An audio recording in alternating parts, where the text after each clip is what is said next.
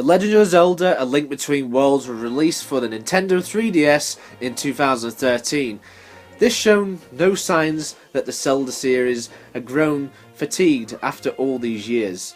That's one of the best things about the Zelda series. Nintendo are never afraid to try out something new, and you can even see this with the upcoming Breath of the Wild, which is coming out next year for the Wii U, and the recently announced brand new Nintendo hybrid console, the Nintendo Switch.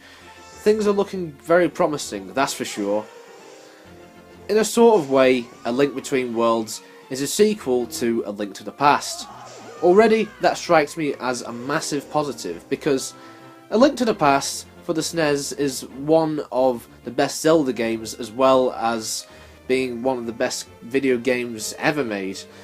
You have the same map out of the game, but don't worry, this isn't one of those simple remasters like we've been getting for the last few years on this generation of consoles. A Link Between Worlds has a lot of new things to offer for the players here. The most notable being that Link to turn into a drawing and move along walls to uncover new secrets. There's plenty of new characters here too, good and bad, which are introduced in the game, and they are actually some of the best in the entire series. However, old enemies which Link has encountered before, especially in A Link to the Past, do make a long-awaited return. The sound effects are also the same as that game as well, which is a nice touch. The original soundtrack to this game is magnificent. There are a few new songs that I haven't been heard before in the series, as well as some old tunes with a new take, which just spells out epic. I can't stress enough how good this game is, especially as it is a handheld. One thing is for certain, this is one of the many reasons that prove that Nintendo are the gods of handheld consoles.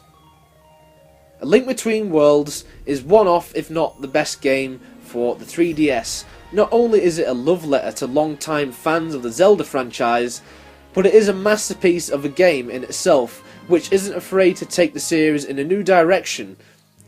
For instance, usually in a dungeon you collect an item, but that's no longer the case, because for the most part, most of your items you will find in your house. I won't go into too much detail, as that will probably spoil the mechanics of the game, and it is an important part of the storyline later on.